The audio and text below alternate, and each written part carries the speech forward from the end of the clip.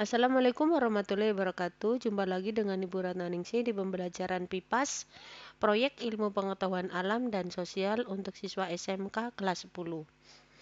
Pada kesempatan kali ini kita akan membahas mengenai larutan asam, basa, dan garam. Pernahkah kalian mencoba bakso yang ditambah sedikit cuka? Jika kalian sudah pernah memakannya, saat mendengar kata cuka, kemungkinan besar lidah kalian saat ini sudah mengeluarkan air liur lebih banyak. Mengapa hal ini dapat terjadi? Saat memikirkan kata cuka, otak kalian akan merespon bahwa makanan asam akan memasuki tubuh. Otak yang mengetahui bahwa cuka tidak baik bagi tubuh, sehingga alam bawah sadar sedang berusaha mengurangi tingkat keasamannya. Cuka dapur mengandung asam asetat. Cuka memiliki sifat korosif yang tinggi dan tidak baik jika dikonsumsi berlebihan. Hanya boleh dengan takaran yang sangat sedikit. Sebaliknya, sabun atau air sabun jika tanpa sengaja atau dengan sengaja terkena lidah akan terasa pahit. Rasa masam merupakan sifat dari larutan asam, sedangkan rasa pahit merupakan sifat dari larutan basa.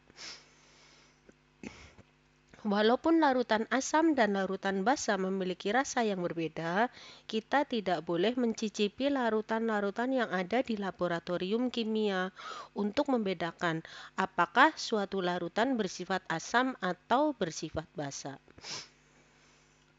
Kita bahas satu, yang pertama adalah larutan asam.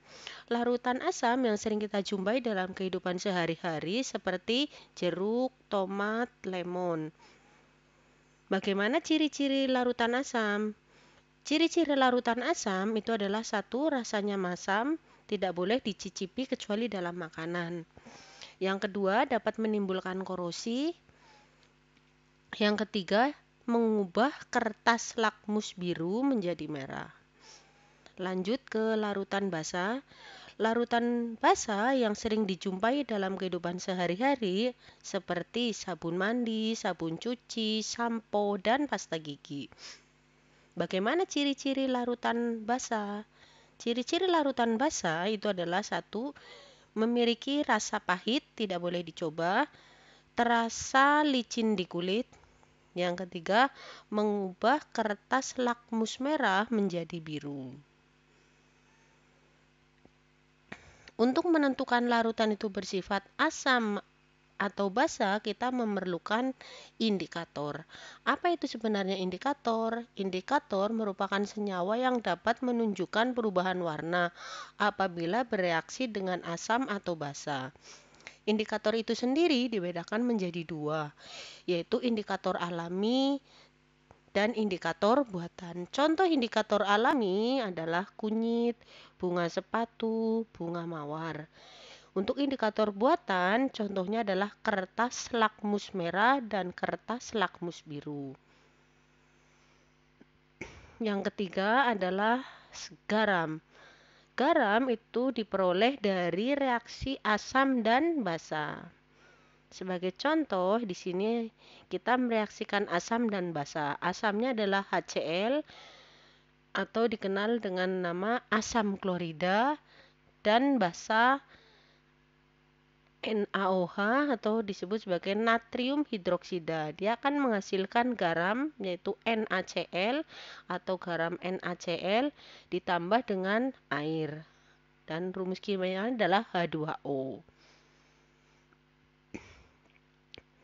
Tingkat keasaman suatu larutan dinyatakan dalam pH yang memiliki nilai dari 0 sampai dengan 14. Nilai 0 untuk derajat paling asam, nilai 7 untuk netral, sedangkan nilai 14 untuk derajat paling basa suatu larutan. Berikut Ibu berikan skala pH dari beberapa jenis makanan dari asam, netral, sampai dengan ke basa. Indikator yang dapat digunakan untuk menentukan derajat keasaman di antaranya adalah indikator universal dan pH meter. Ini adalah gambar dari indikator universal dan pH meter. Cara menggunakan indikator universal juga sangat mudah. Kita tinggal mencelupkan indikator tersebut ke dalam larutan, kemudian mencocokkan warna indikator tersebut dengan warna yang tertera pada gambar keterangan. Demikian materi tentang larutan asam, basa, dan garam. Semoga bermanfaat dan terima kasih atas perhatiannya. Wabillahi taufiq wal hidayah. Wassalamualaikum warahmatullahi wabarakatuh.